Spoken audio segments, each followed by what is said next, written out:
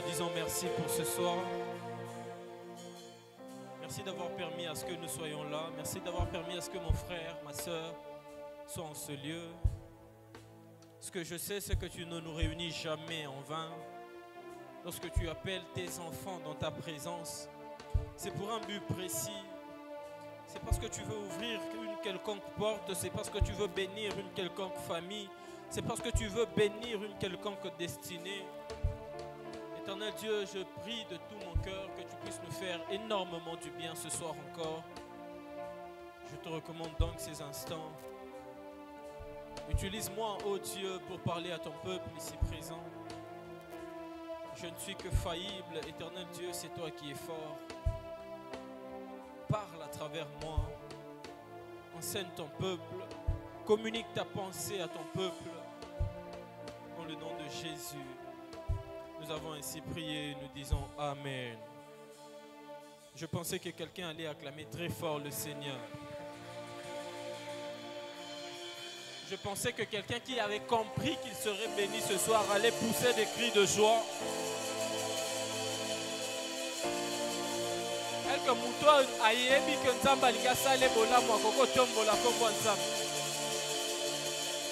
Est-ce que quelqu'un qui sait, qui croit du fond de son cœur que Dieu est prêt à le bénir, peut pousser des cris de joie?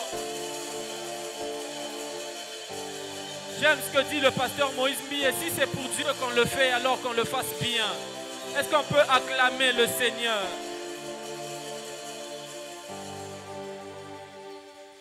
Peux-tu m'aider à saluer ton voisin de gauche et de droite? Maman ne saura pas arriver auprès de tout le monde. Je veux que tu me prêtes ta main et que tu salues ton voisin. Dis-lui, Dieu nous fera du bien ce soir. Dieu nous fera du bien ce soir. Alléluia. Je vais profiter, comme nous sommes debout, nous allons prendre nos Bibles dans Romains 11. Romains le chapitre 11, à partir du 2e verset. Je vais lire la version Louis II, Romains 11, 2 à 7. Je lis au nom de Jésus. Dieu n'a point rejeté son peuple qu'il a connu d'avance. Ne savez-vous pas ce que l'Écriture rapporte d'Élie? Comment il adresse à Dieu cette plainte contre Israël? Seigneur, ils ont tué tous tes prophètes. Ils ont renversé tes autels. Je suis resté moi seul et ils cherchent à m'ôter la vie. Mais quelle réponse Dieu lui fait-il? Je me suis réservé 7000 hommes qui n'ont point fléchi le genou devant Baal. De même aussi, dans le temps présent, il y a un reste. Si c'est ta Bible, tu peux souligner selon l'élection de la grâce. Je reprends le verset 5. De même aussi, dans le temps présent, il y a un reste selon l'élection de la grâce. 6. Or, si c'est par grâce, ce n'est plus par les œuvres. Autrement, la grâce n'est plus une grâce. Et si c'est par les œuvres, ce n'est plus une grâce. Autrement, l'œuvre n'est plus une œuvre. Quoi donc? Ce qu'Israël cherche, il ne l'a pas obtenu, mais l'élection l'a obtenu. Si c'est ta Bible, tu soulignes encore ce verset. Quoi donc? Si ce qu'Israël cherche, il ne l'a pas obtenu, mais la grâce l'a obtenu, tandis que les autres ont été endurcis. Est-ce qu'on peut acclamer la parole de Dieu pendant que nous reprenons nos places?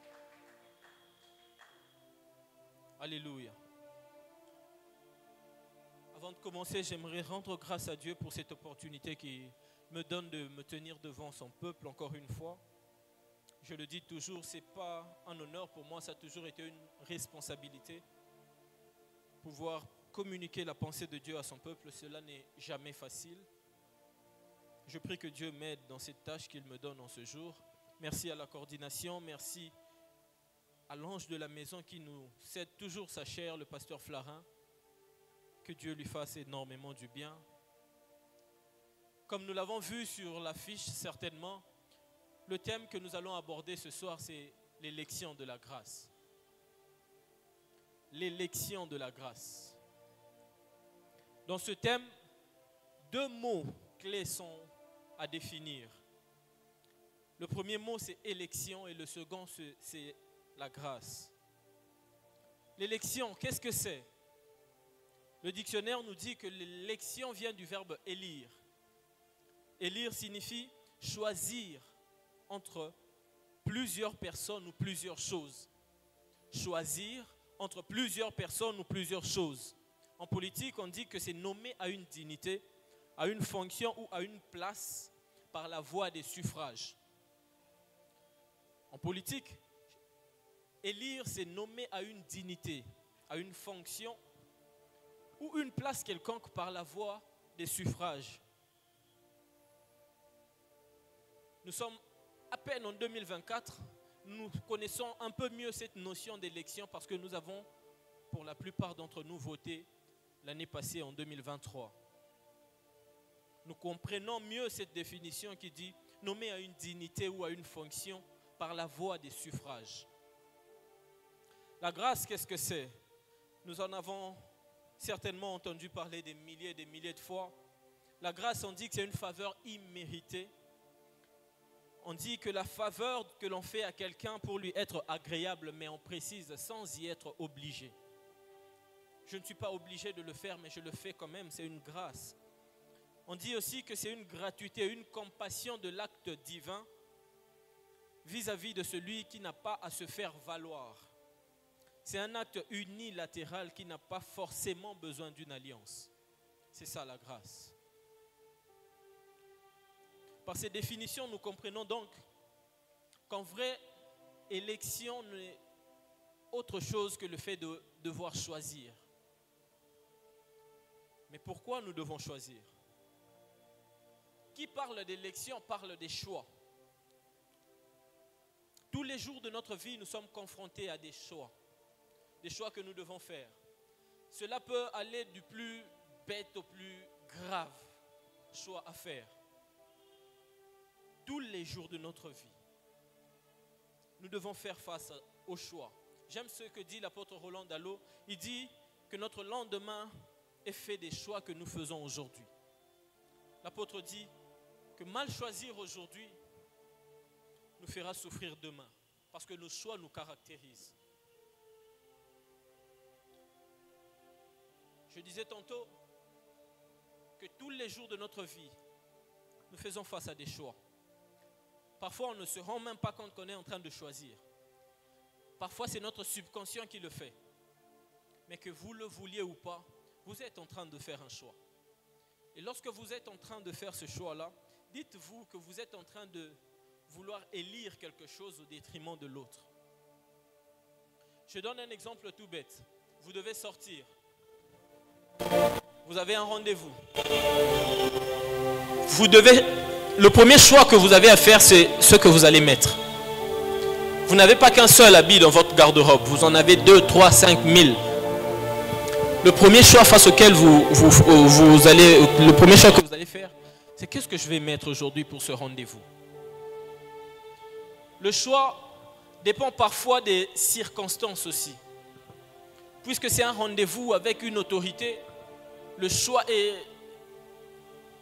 il est bien précis.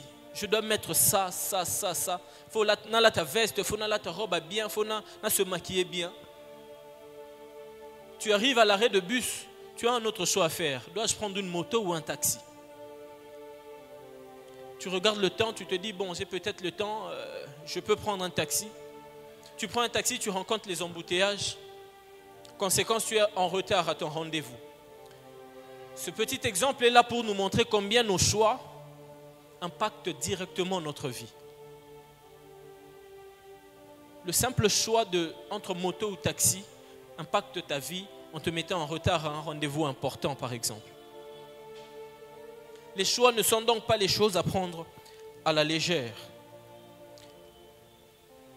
Notez que tant qu'il y aura au minimum deux possibilités, vous serez obligé de faire un choix entre les deux. Et ce choix, on en parle quand il s'agit des conjoints. Ces choix, on en parle quand il s'agit même d'une filière à faire à la fac. Nous sommes pendant la période où les résultats diplôme et obima. Les élèves qui ont réussi devront faire un choix. Qu'est-ce que je vais faire à l'université? Plusieurs filières se présentent devant eux, mais ils doivent faire un choix. Moi, par exemple, mon choix a été de faire la médecine. D'autres ont fait l'économie, d'autres ont fait le droit. Plusieurs choix se présentent devant nous. Mais nous devons choisir. Et lorsque nous choisissons, cela est aussi une forme d'élection. En vrai, comme je le disais, tous nos choix sont des élections. Parmi autant de filières, je choisis celle-ci. Parmi autant de femmes, je choisis celle-ci. Parmi autant de dieux, je choisis Jésus. Nous avons toujours un choix à faire. Et comme on le disait, aujourd'hui, on ne parlera pas d'élection, ya bilamba, ya mituka, ya nini. Aujourd'hui, nous parlons de l'élection de la grâce. Mais quand on parle d'élection, j'aimerais que nous puissions comprendre une chose. Qu'on ne peut pas parler d'élection sans retourner en droit pour parler de ce qu'on appelle la loi électorale. Qu'est-ce que c'est? Depuis que nous avons quitté le régime dictatorial du feu président Mobutu, nous sommes passés au président Laurent Désiré Kabila. Après son assassinat, il a fallu trouver un président de la République. Nous avons fait 5 ans au système 1+4, un président avec 4 vice-présidents. Je rentre un peu dans l'histoire. Et c'est en 2006 qu'il a fallu organiser les premières élections dans notre pays. Mais pour que ces élections se fassent en bonne et due forme, il a fallu réunir un certain nombre de règles. Parce qu'il ne fallait pas que tout le monde postule. Il ne fallait pas que tout le monde vote. Il ne fallait pas que les choses se fassent en désordre. Pour mettre un peu d'ordre à cette élection, des hommes intelligents se sont assis et se sont mis à rédiger cette loi électorale. Dans cette loi, il y a plusieurs articles. Je nous ai tiré quelques articles rapidement. Par exemple, on parle de qui peut voter dans la loi électorale. On dit que ne peut voter qu'une personne, premièrement, qui est majeure, mais deuxièmement, la personne doit avoir la nationalité congolaise. Avant, c'était obligé d'être uniquement sur le territoire congolais pour voter. Mais à partir de l'année 2023, nous avons vu que même ceux de la diaspora ont pu voter le président de la République. C'est quelque chose qu'on a modifié dans la loi électorale en 2022. Il y a une autre notion de qui peut postuler. Qui peut postuler aux élections? On dit que ne peut postuler à un poste qu'une personne qui jouit de ses droits civiques et politiques. Une personne qui n'a jamais été condamnée par un jugement irrévocable. Un jugement irrévocable, c'est-à-dire ta condamnation est là et rechangée sous thé. Le jugement, il est définitif. J'aimerais que nous puissions retenir ce terme. Le jugement irrévocable. Ça ne changera pas, ça reste comme ça. Et on dit ensuite, pour des crimes de guerre, crimes contre l'humanité, les viols, les corruptions, même les détournements des deniers publics, une personne attrapée comme ça est jugée, une fois que le jugement est définitif, cette personne-là ne peut plus jamais postuler de sa vie parce que son casier judiciaire a été entaché par ce crime. Je sais que vous vous dites un peu, mais qu'est-ce qu'il a ce type à nous parler des élections comme ça? Vous me comprendrez un peu plus. Là, je suis juste dans mon introduction, essayant de mettre les bases. Un autre article dit, que faut-il pour postuler? Parce qu'on ne se réveille pas le matin, n'a qu'à postuler. Il y a des conditions à remplir pour postuler. Entre autres, on dit qu'il faut emmener un certain nombre de documents, parmi lesquels il y a les titres académiques et tant d'autres. Mais aussi, il y a, ça j'aime, une caution à payer. On ne part pas et se dit, bon, n'a postulé. Il y a une caution à payer pour être validé en tant que candidat. Tu peux avoir tous les documents possibles. Ton casier judiciaire peut être impeccable. Mais pour être validé en tant que candidat, il y a une caution à payer. Cette caution, elle est différente pour le poste de président de la République, par exemple, qui coûte 160 millions de francs. Aujourd'hui, c'est pratiquement 57 000 $. Et pour la députation, c'est 1 600 000 qui aujourd'hui, c'est pratiquement 500 et quelques dollars. Cette caution est obligatoire pour toute personne qui veut postuler. Une autre notion, c'est la durée du mandat. Nous savons que le mandat il dure 5 ans. Pour le président de la République, c'est une fois renouvelable. Et pour les députés, ils peuvent revenir autant qu'ils veulent pendant plusieurs années, tant qu'ils sont élus. Une autre loi, c'est concernant la campagne électorale. Nous savons que tout candidat député validé, on lui laisse 30 jours pour battre campagne. La campagne électorale ne sert qu'à convaincre la population de voter pour la personne qui est candidate. C'est comme ça que pendant la période électorale, nous voyons la ville être remplie d'affiches de part et d'autre. C'est le moment que j'aime le moins parce que la ville devient très polluée. On a des photos, des affiches par-ci, par-là, qui partent à place au Bambate. Attends, portail, il y a une photo député. Une autre notion, c'est que les élections sont organisées par un organe bien précis. Ce n'est pas n'importe qui se réveille un matin et dit « N'allons organiser une élection ». Même le président de la République n'a pas cette autorité-là. Il ne peut pas se lever un matin et dire « Moi, j'organise les élections ». Non. Les élections sont organisées par un organe bien précis. Cet organe, nous le connaissons très bien. C'est la CENI. Et la CENI est dirigée par un président de la CENI. L'actuel, c'est qui? Voilà, Denis Kadima. Il y a des gens qui connaissent très bien de quoi on parle. Et la CENI est directement gérée par le ministère de l'Intérieur. Mais pourquoi je nous raconte toutes ces choses?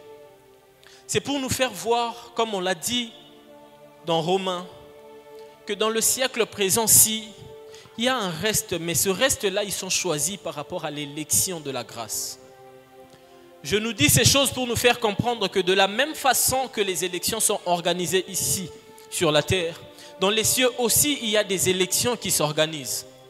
Je nous dis ces choses pour nous faire voir que les élections auxquelles nous sommes candidats ne sont pas terrestres. Cette élection, elle est céleste. Aide-moi à dire à ton voisin, Seni Nabiso Lola. Alors qui bien te dit à ton voisin, Seni Nabiso Lola. Tu ne fais pas partie des élections terrestres, mais tu es candidat à l'élection céleste. Denis Kadima Nabiso Yesu. Est-ce que quelqu'un entend ça? Est-ce que quelqu'un entend ça? Les élections auxquelles tu es candidat ne se font pas ici sur la terre. Et salam alikolo. Alléluia. Mais ce que j'aime dans l'élection céleste, c'est qu'il y a des fois où le candidat aux élections n'est pas conscient qu'il est candidat. C'est la seule élection au monde où le candidat ne sait pas qu'il a postulé quelque part. C'est la seule élection au monde où tu te retrouves candidat dans une élection au Yéba qui ni tête ni queue. Et d'ailleurs, peut-être tu ne savais même pas qu'il y avait élection. Tu ne savais même pas que les gens étaient obligés de choisir. Tu ne savais même pas qu'on allait te choisir. Au Vanda Kinayo. Tu te retrouves vainqueur d'une élection sans savoir que tu étais ne fût-ce que candidat aux élections.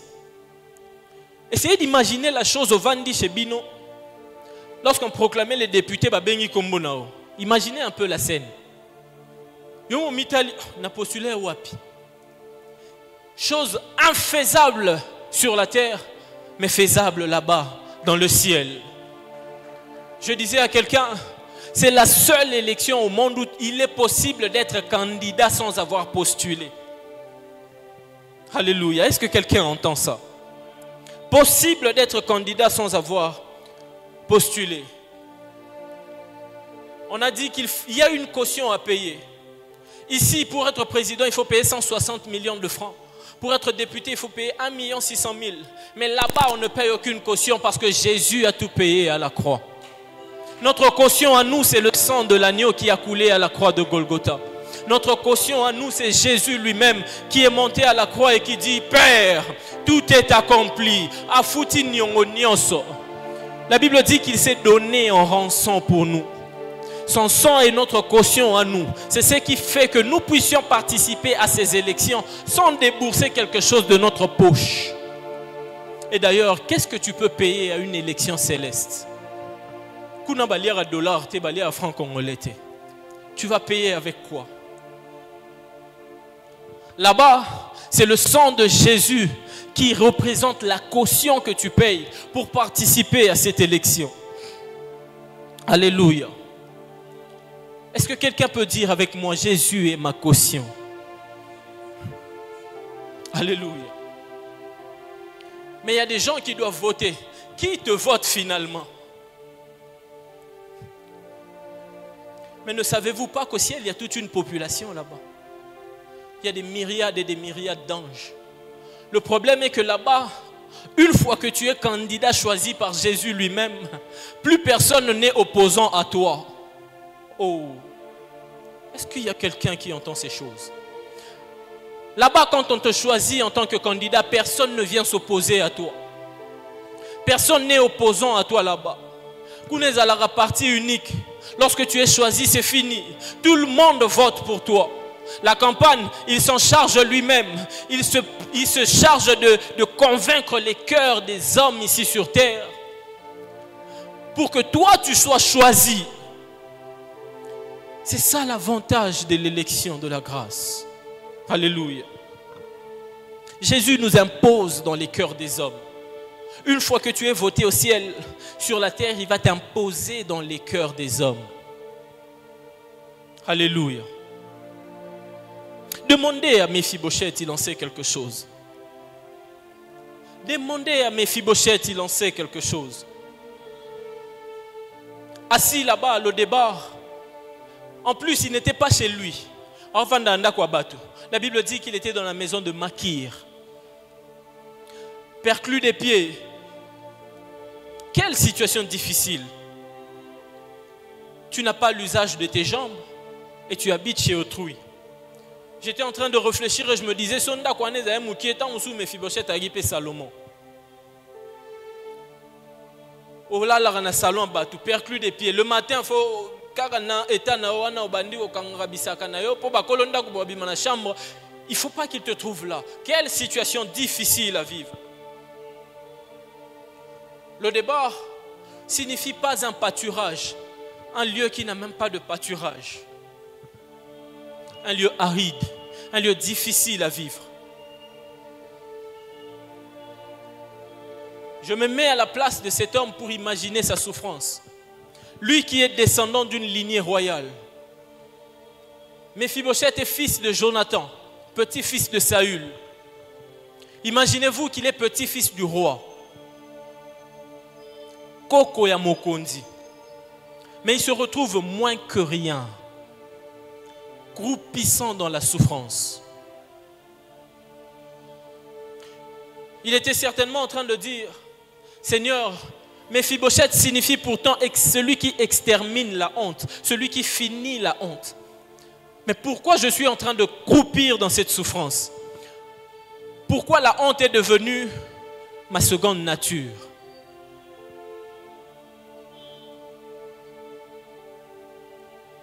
Mais sans le savoir, un bon matin dans 2 Samuel 9, la Bible dit, David se réveille et dit, n'y a-t-il pas un descendant de Saül pour que je lui fasse du bien à cause de Jonathan son fils?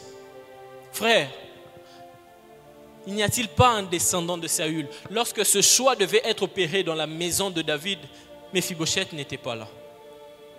Il s'est retrouvé candidat à une élection à laquelle il ne savait même pas que Kuna Baoluka, descendant de Saül.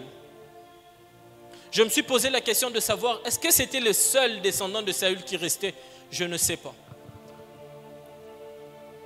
Parce que la personne qui vient présenter Méphibosheth, c'est un serviteur, un ancien serviteur de Saül, Tiba. Peut-être à sa connaissance, il y a Yeba Yiga comme Méphibosheth, mais est-ce qu'il n'y avait pas d'autres? Je ne sais pas en dire long là-dessus. Mais ce que je sais, c'est que le nom de Méphibosheth a été cité là où il fallait choisir. Là où il fallait élire un candidat à cette élection-là de la grâce. Alléluia. Nous avons dit tantôt, pour être candidat, il y a des conditions à remplir. Il y a des critères d'éligibilité. Je nous ai dit aussi que Méphibosheth était perclus des pieds. Mais cette situation-là le disqualifiait déjà. Pourquoi? Parce que dans 2 Samuel 5, 6 à 9, il est dit clairement que les aveugles et les boiteux ne peuvent pas avoir accès dans la cité de David. Pourquoi? Parce que lorsque David voulait s'emparer de la ville, les boiteux et les aveugles se sont opposés à lui. Après les avoir battus, c'est comme ça qu'il a signé cette loi pour dire « Jamais aveugles et boiteux n'entreront dans la cité de David ». Cette loi venait donc disqualifier Méphibosheth, même si l'élection se passait là-bas, à cause de sa situation physique, à cause du fait qu'il était perclus des pieds. Méphibosheth se retrouvait donc disqualifié à cette élection parce qu'il ne remplissait pas les critères. C'était un critère majeur de disqualification. Le seul moyen pour Méphibosheth d'entrer dans la cité de David, c'était qu'il se passe un miracle et qu'il retrouve l'usage de ses pieds afin d'entrer dans la cité de David. Combien de temps il est resté dans cette situation, je ne sais pas. Mais je pense qu'il commençait petit à petit à perdre espoir. Mais ce que j'aime, c'est que l'élection de la grâce vient nous qualifier là où les critères des hommes nous ont disqualifiés. Quelqu'un ne m'a pas entendu. Je disais, l'élection de la grâce vient nous qualifier là où les critères humains nous ont disqualifiés. Les gens de cette cité se sont rendus compte. Mais c'est un perclus des pieds qui est en train d'entrer dans la ville. Qu'est-ce qui se passe? Comment il est entré?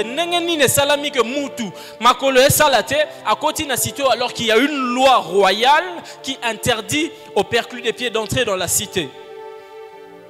J'ai aimé ce que Daddy Flara nous a dit pendant la semaine de puissance. Il a dit que ne peut changer une loi que la personne qui l'a rédigée soit une personne supérieure. Mais ici, c'est la personne qui a rédigé cette loi, David, qui lui-même encore change de décret, signe une nouvelle loi pour dire « Allez me chercher Méphibosheth », peu importe son état. Même si c'était interdit pour lui d'entrer dans la cité de David, allez le chercher, emmenez-le, ramenez-le moi, peu importe son état. Parce que je dois lui faire du bien à cause de Jonathan. Parce que c'est lui qui a été élu, c'est lui qui a été choisi. Il n'y a pas d'autre. On dit que c'est lui. Yenda a gagné l'élection. Puisque c'est lui, alors il a accès dans la cité de David, peu importe son état. Je suis venu dire à quelqu'un, peu importe ton état actuel, peu importe comment tu es, Dieu ne regarde pas à cela. Dieu ne regarde pas aux critères humains. Tu entreras dans la cité de David, malgré l'état dans lequel tu te retrouves actuellement. Les gens de cette cité, ils étaient certainement étonnés. Mais qu'est-ce qui se passe? Tout le monde n'était pas au courant que la loi a changé. La loi a changé au sommet. Eux, ils n'ont vu que les résultats. Boiteux à Koti. Mais à Koti Nengenini, c'est ça qui m'étonne. Il n'est pas entré comme tout le monde. Il entre avec les chars et les chevaux royaux. Il entre avec les chars et les chevaux royaux. Parce que les chars et les chevaux royaux étaient visibles. On sait voir que, oh, char à David. Mais char à Mokonde, mais mi boiteux nengenini. Et quand il s'est été dans la cité, je suis venu dire à quelqu'un, là où on t'a fermé la porte, tu n'entreras pas n'importe comment. Tu y rentreras avec une tête triomphante. Parce que tu as vaincu, tu as gagné l'élection de la grâce. Alléluia. Tu as gagné l'élection de la grâce. Ce que j'aime avec les élections, c'est que lorsque nous gagnons les élections viennent changer notre identité. Si ton nom était Deon Tumba, honorable Deon Tumba, excellence Deon Tumba, son éminence, l'élection vient changer l'identité que nous avions.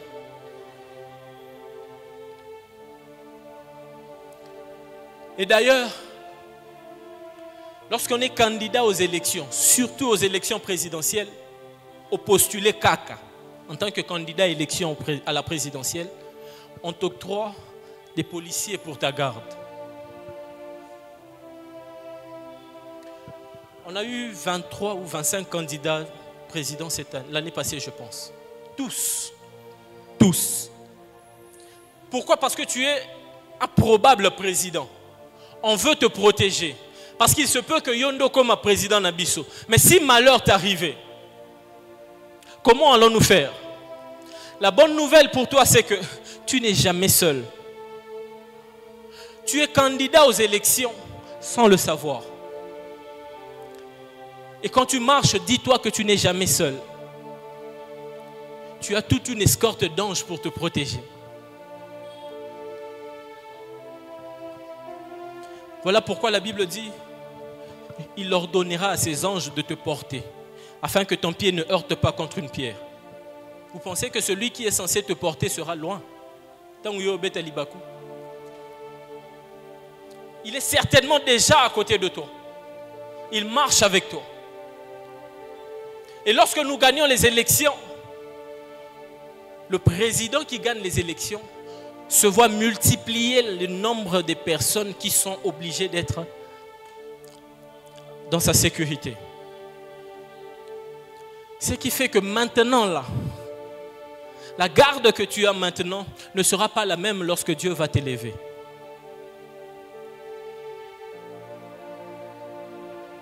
Alléluia. Alléluia. Est-ce que quelqu'un entend ces choses? Est-ce que quelqu'un peut acclamer le Seigneur?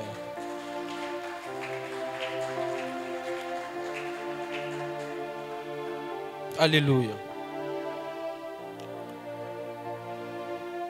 On a dit une personne condamnée par un jugement irrévocable ne peut jamais postuler. Cette personne-là est définitivement exclue. Ce que j'aime, c'est que Colossiens 2,14 me dit ceci. Il a effacé l'acte et l'ordonnance qui nous condamnaient. Il a effacé l'acte et l'ordonnance qui nous condamnaient et qui subsistaient contre nous. Et il l'a détruit à la croix. Il a effacé l'acte et l'ordonnance qui nous condamnent. Alors que nous étions candidats à l'élection de la grâce, le diable est venu nous accuser. Oh, que Dieu bénisse notre Père pour la semaine de puissance. Le diable est venu nous accuser. Alors que nous étions candidats à l'élection de la grâce, il est venu dire, mais Mouto Bozo Ponawana, il est condamné par un jugement irrévocable. N'a-t-il pas péché? N'a-t-il pas été condamné? Regarde son casier judiciaire, comment il est souillé. Mais ce que j'aime, c'est qu'en droit, les mots seuls ne suffisent pas. En droit, il faut apporter des preuves. C'est comme ça que Dieu, étant un juste juge, il dit à Satan, emmène-moi les preuves de sa condamnation. C'est là que Satan se voit les yeux rougir parce que Colossiens dit, il a effacé l'acte et l'ordonnance qui nous condamnent et qui subsistent contre nous. Il a effacé l'acte et l'ordonnance qui nous condamnent et qui subsistent contre nous. Avec quoi veux-tu nous accuser si le jugement a été effacé? Avec quoi veux-tu nous accuser si notre condamnation a été effacée? Comment veux-tu nous accuser si mon casier judiciaire est blanc? Comment je ne peux pas postuler si mon casier judiciaire a complètement été blanchi? Alléluia. Alléluia. David qui vient de changer de loi. David qui désormais peut accepter qu'un boiteux entre dans sa cité, a complètement changé la donne. Et quand il n'y a plus de loi, il n'y a plus d'infraction. Ne peut parler d'infraction que lorsqu'il y avait une loi interdisant quelque chose. Avant, ça pouvait être une infraction pour Méphibosheth d'entrer dans la cité, parce qu'il y avait une loi. Mais une fois que la loi a été abrogée, l'infraction n'existe plus. C'est maintenant autorisé pour Méphibosheth d'entrer dans la cité de David. Alléluia. Je lève ma main et je déclare sur quelqu'un. Puisque tu as été élu par l'élection de la grâce, plus aucune loi ne pèsera sur ta vie. Quelqu'un ne m'a pas entendu. Je disais, puisque tu as été élu par l'élection de la grâce, plus aucune loi ne pèsera sur ta vie. Est-ce que quelqu'un peut dire fortement Amen? Je n'ai pas entendu. Dis bien Amen. Romains 8, 33, 34 dit, qui accusera les élus de Dieu? C'est Dieu qui justifie. Qui les condamnera? Christ est mort. Bien plus, il est ressuscité, il est à la droite de Dieu. Mais qu'est-ce qu'il fait? Il intercède pour nous. Christ est mort, il a payé notre rançon. Christ est mort, il a effacé l'acte qui nous condamnait. Sachant que le diable est malin, Christ ne s'arrête pas là. Il va à la droite du Père pour faire l'avocat, comme le dit 1 Jean. Il dit, il fait l'avocat auprès du Père. Mais il s'assure d'être lui-même présent pour qu'à chaque fois qu'il viendra accuser, lui demandera le preuve du jugement de condamnation. Sans preuve que tu as été condamné, aucun jugement ne pèsera sur toi.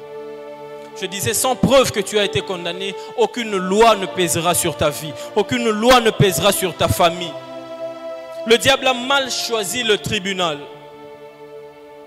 Malheureusement, c'est le seul où il peut nous accuser.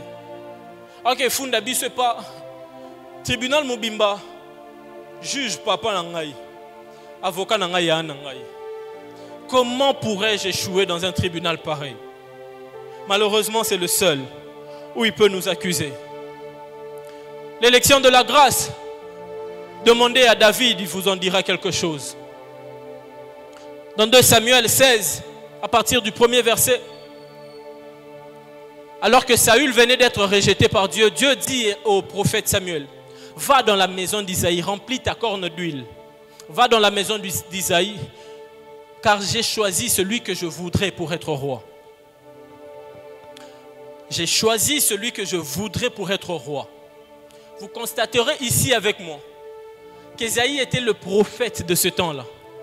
Mais à Samuel, pardon, le prophète de ce temps-là, mais même à Samuel, Dieu cache l'identité du futur roi.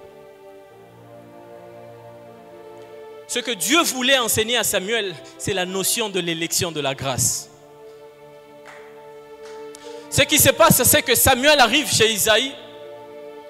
La Bible dit, je vais le lire, au verset 6 de 2 Samuel 16, lorsqu'ils entrèrent, il se dit en voyant Eliab, certainement loin de l'Éternel, et ici devant lui. Et l'Éternel dit, Samuel, ne prends point garde à son apparence et à la hauteur de sa taille, car je l'ai rejeté. L'Éternel ne considère pas ce que l'homme considère. L'homme regarde à ce qui frappe les yeux, mais l'Éternel regarde au cœur.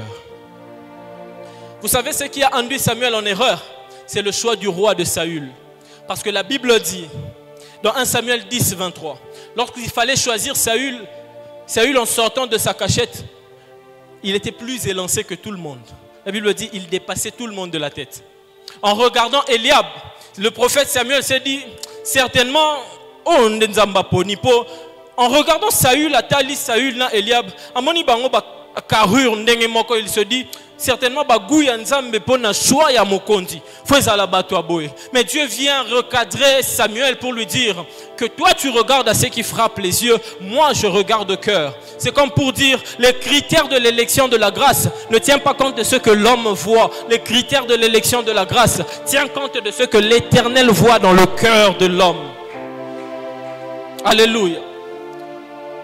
Tiens compte de ce que Dieu voit à l'intérieur de l'homme. Je suis venu donc dire à quelqu'un que l'élection de la grâce ne tiendra pas compte de ton état physique. L'élection de la grâce ne tiendra pas compte de d'où tu sors, du nom de ta famille, du quartier Place au Kolela, de la situation financière de ta famille, de comment est ton père, où travaille ta mère, qu'est-ce qu'il fait, qu'est-ce qu'elle fait. Je suis venu dire à quelqu'un, ata maman nabino te kakane na coin, ata papa nabino sala geloka malonga te na vie, même si ozana kombo yebana te na mboko yo, l'Éternel ne regarde pas ce qui frappe les yeux. L'Éternel ne regarde pas ceux qui sont beaux. L'Éternel ne regarde pas ceux qui parlent bien. Le critère de l'élection de la grâce ne tient pas compte de ces choses-là. Dieu regarde à ce qui est dans le cœur de l'homme.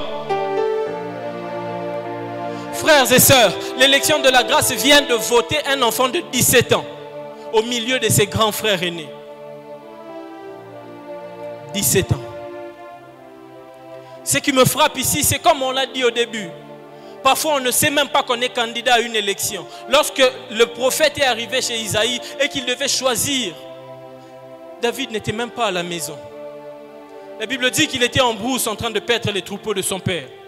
Il se retrouve candidat à une élection. Oh, il ne savait même pas que le prophète, le grand prophète Samuel était chez lui. Il ne savait même pas. Mais il se retrouve candidat à cette élection-là. Non seulement il est candidat, mais il est aussi vainqueur de cette élection-là. Un enfant de 17 ans. 17 ans. Ce qui m'étonne, c'est que dans ce passage, on dit qu'on envoyait chercher quelqu'un. On envoyait quelqu'un chercher David dans la brousse. Cet enfant de 17 ans a fait attendre le prophète. Il ne pouvait pas rentrer chez lui avant d'avoir oint David. Il ne pouvait pas rentrer chez lui avant d'avoir certifié que Moutou a gagné l'élection. Yeah. Je suis venu dire à quelqu'un, Mokondi Azala n'a retardé. Mokondi Bazé la Kae. Je lève ma main droite et je déclare. On t'attendra avant de prendre les grandes décisions de ta famille. On t'attendra avant de prendre les grandes décisions de la vie. Les hommes de ce monde t'attendront avant de prendre les grandes décisions. Pourquoi? La réponse est simple. Parce que tu es celui qui a gagné les élections de la grâce. Je pensais que quelqu'un allait dire Amen. Alléluia. Selon les critères des hommes, David était inéligible. David ne pouvait pas garder cette place. Pourquoi? Il avait 17 ans. Certainement maigre comme ça. À côté d'Eliab, il n'était rien. Mais c'est lui qui a gagné cette élection. Alléluia. Je vais aller vite pour finir. Dans l'élection de la grâce, un troisième témoin, c'est ce paralytique de Bethesda. La Bible dit dans Jean 5, 1 à 9, qu'il y avait une piscine dénommée Bethesda. Là-bas se retrouvaient les paralytiques, les aveugles et les boiteux. Ils attendaient qu'une fois que l'eau était agitée, la première personne qui tombait dans la piscine, cette personne-là était guérie. Peu importe la maladie. La Bible nous parle d'un homme qui était là et qui a fait 38 ans dans cette situation-là. La question que je me suis posée, c'est que est-ce que c'était lui le plus vieux malade de la piscine de Bethesda? Est-ce qu'il n'y avait pas quelqu'un qui a fait 40 ans dans la maladie? Est-ce qu'il n'y avait pas quelqu'un qui a fait 50 ans dans la maladie? Ils étaient nombreux là. Mais l'élection de la grâce l'a choisi lui. L'élection de la grâce est tombée sur lui. Bethesda signifie la maison de miséricorde. Or nous savons que Dieu est le Dieu miséricordieux. En d'autres termes, cet homme s'est vu voir devant lui le propriétaire de la maison. Le propriétaire de la piscine de Bethesda. C'est lui-même qui est venu face à lui. Et il lui pose une question. Veux-tu être guéri? La réponse de cet homme m'étonne. Mais en même temps, je la comprends parce que cet homme dit, je n'ai personne pour me jeter dans l'eau lorsque la piscine est agitée. Pourquoi je comprends cet homme? Parce que je me dis, c'était là le critère. Dans cette élection des personnes qui devaient être guéries, puisque tu es malade, il te fallait quelqu'un pour te bousculer dans la piscine. Il y a des maladies où on ne sait même pas bouger seul. Il y a des maladies où on ne sait même pas tourner seul. Et on dit qu'ils étaient nombreux.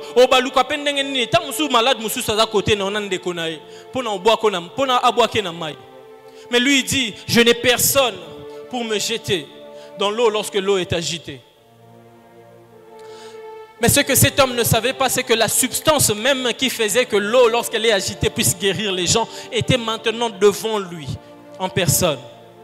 La substance même qui guérissait les malades était devant lui en personne. Comme je l'ai dit, le maître de la maison de miséricorde était là devant lui pour guérir cet homme. Parce que Dieu, dans son élection céleste, dans l'élection de la grâce, a jeté son dévolu sur cet homme et lui a dit, c'est toi que je veux guérir. Jusqu'à ce que cet homme fût guéri. En regardant David, en regardant Méphibosheth, en regardant ce paralytique, j'ai comme l'impression que Dieu a l'art de choisir les personnes que le monde a disqualifiées pour les faire vaincre dans l'élection de la grâce. J'ai comme l'impression que Dieu a l'art de qualifier les personnes qui ont été disqualifiées par le monde. Méphibosheth disqualifié à cause de son état physique. David disqualifié à cause de son état physique. Cet homme disqualifié parce qu'il n'avait personne pour le jeter dans la piscine. Mais ce sont ces personnes-là que Dieu regarde. Ce sont ces personnes-là que Dieu choisit. J'ai aimé ce qu'un homme m'a dit un jour. Dieu ne choisit pas les personnes qualifiées, mais Dieu qualifie les personnes qu'il choisit. Je disais, Dieu ne choisit pas les personnes qualifiées, mais il qualifie les personnes qu'il choisit. Y a-t-il quelqu'un ici qui a été disqualifié par sa famille? Y a-t-il quelqu'un ici qui a été disqualifié par les hommes? Y a-t-il quelqu'un ici qui a été disqualifié au travail, à la fac, à l'école, dans n'importe quel domaine?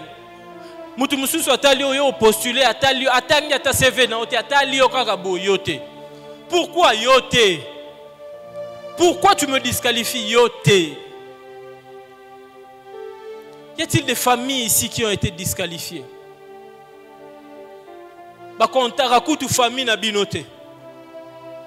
Quand il faut des cotisations, qui parakutu binote. Y a-t-il des gens qui ont été disqualifiés? Des parents qui ont été disqualifiés? Des familles qui ont été disqualifiées? La bonne nouvelle, c'est que Dieu a l'art de choisir les personnes qui ont été disqualifiées par le monde. Je suis venu dire à quelqu'un que Dieu a l'art de choisir les personnes qui ont été disqualifiées par le monde. Je suis venu dire à quelqu'un, j'ai l'honneur de te dire que tu es l'élu de Dieu. J'ai l'honneur, j'ai le privilège de te dire que tu es l'élu de Dieu. C'est toi que Dieu a choisi pour élever ta famille. C'est toi que Dieu a choisi pour bénir ta famille. C'est toi que Dieu a choisi pour bénir ton entourage. C'est toi que Dieu a choisi pour bénir cette nation. C'est toi que Dieu a choisi pour bénir ce continent. C'est toi que Dieu a choisi pour bénir ce monde. Peu importe le domaine dans lequel tu te retrouves, tu es l'élu de Dieu. Tu es l'élu de Dieu. Les critères de l'élection de la grâce sont incompréhensibles par les hommes. Parce que cela ne dépend pas des hommes, cela dépend directement de Dieu lui-même. J'ai parlé des hommes de la Bible pour expliquer l'élection de la grâce. Laissez-moi vous parler de quelqu'un qui vit dans notre époque.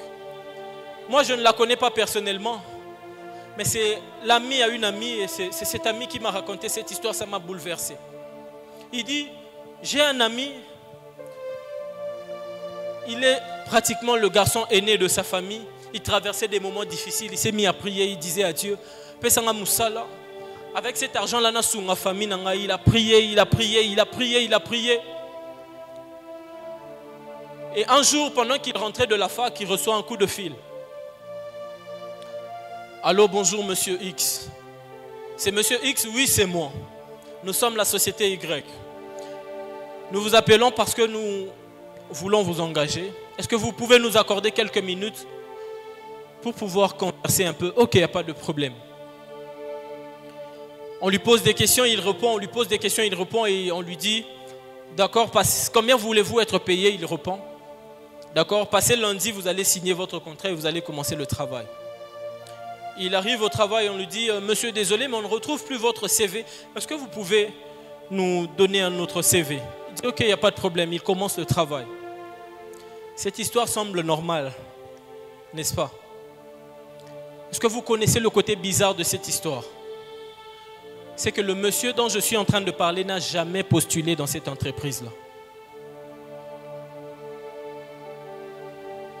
Il n'a jamais postulé dans cette entreprise-là.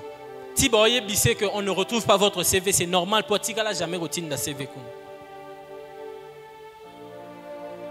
La question que toi et moi on se pose, premièrement, comment on connaît son nom? Deuxièmement, où est-ce qu'ils ont eu son numéro? Frères et sœurs, l'élection de la grâce ne tient pas compte des critères humains. Ils ne savaient même pas qu'il y avait une offre d'emploi quelque part dans cette entreprise-là.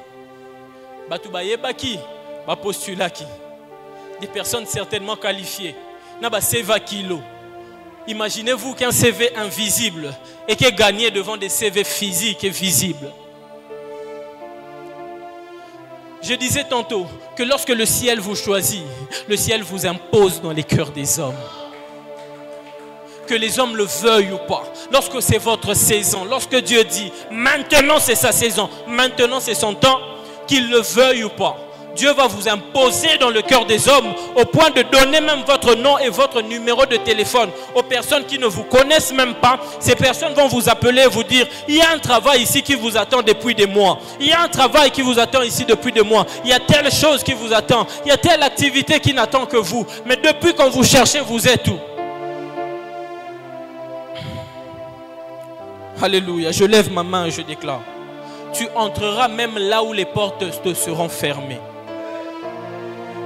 Tu entreras même là où on ne t'a pas invité. Dieu forcera les portes pour que toi tu entres, même là où on ne t'a pas invité. Et je le déclare au nom puissant de... Alléluia. Vous savez ce qui est bien dans les élections?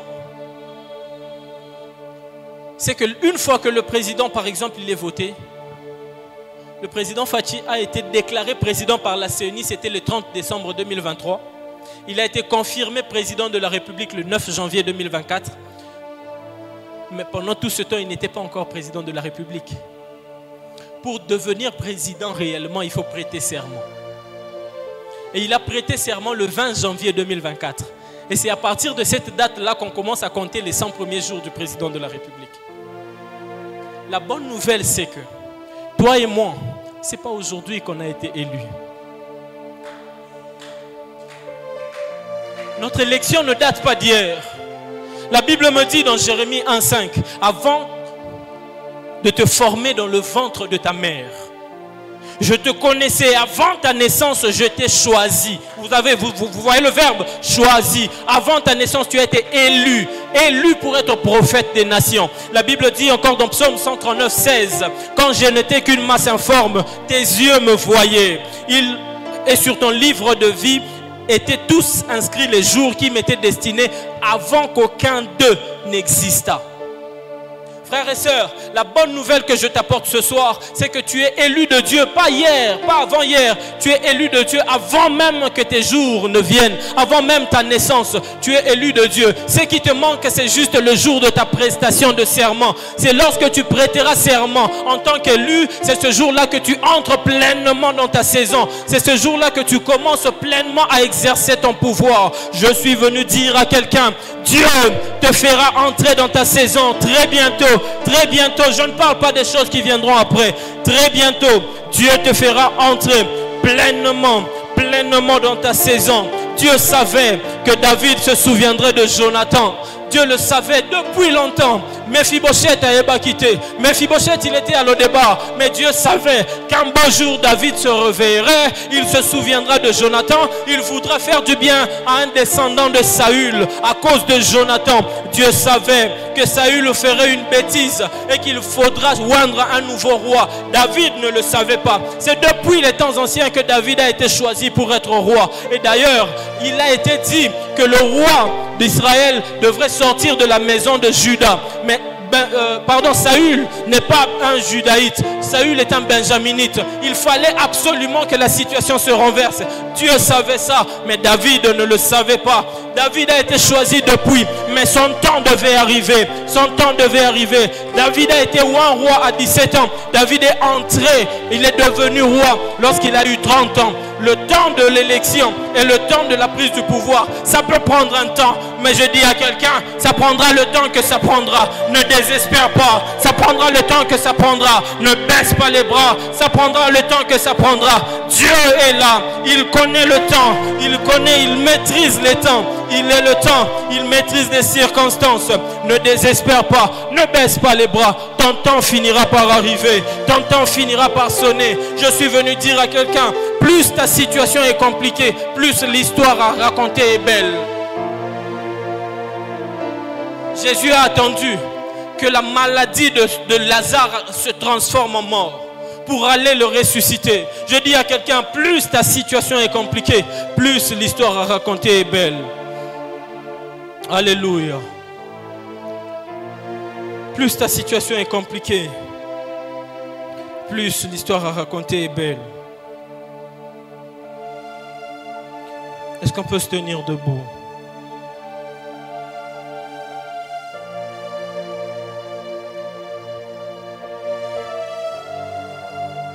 Est-ce qu'on peut tous se tenir debout? J'ai envie que nous puissions faire ce chant. Ce chant monté dans mon cœur. On va le chanter avec un esprit de prière. Aebaka kotombola. Aebaka kopambola. Moto oyo moki yesundola. Deye aponiku nanalola. Nazoyemba nzambe na bikeke. Oyo wata bikuke. Est-ce que quelqu'un peut élever encore sa voix? Encore une fois. Aebaka kotombola. Aebaka moto oyo moki yesundola. Deye aponiku nanalola. Nazoyemba nzambe na bikeke. Oyo abokola kabitike. Afungole liba ngobikuke. Mapamboliele line tibakake. Apikola kaso. Dile atiaka bilei na sani. Nandako ya moto bacholaki. Na mesa ya moto baseka. Dile apikola kasoni. Atiaka bilei na sani. Come on.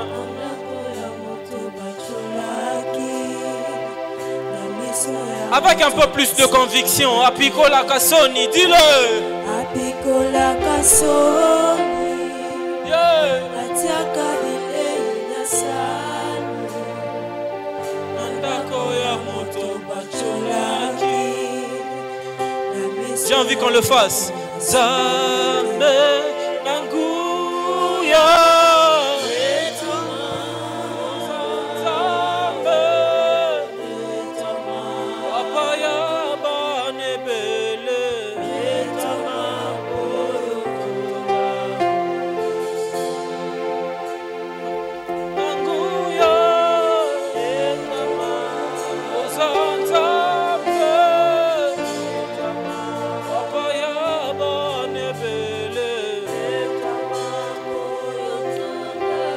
Est-ce que quelqu'un peut se mettre à prier? Dis à Dieu, je sais que tu m'as choisi. Je sais que tu m'as élu. Je sais que tu m'as choisi. Je sais que tu m'as élu. Je sais que tu m'as élu. Peu importe les critères du monde qui me disqualifient. Je sais que dans l'élection de la grâce, j'ai été candidat sans payer aucune caution. Je sais que j'ai été candidat de la grâce sans payer aucune caution. Est-ce que quelqu'un peut se mettre à prier? Dis à Dieu, même si ça prend du temps, j'attendrai ma saison, j'attendrai mon temps, j'attendrai mon temps, j'attendrai ma saison. Est-ce que quelqu'un peut prier? Je veux entendre quelqu'un prier.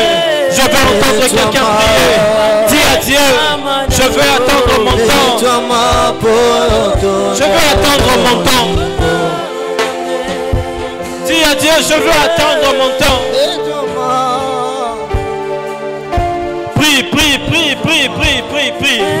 Prie, dis à Dieu, là où on m'a disqualifié, toi tu me qualifieras.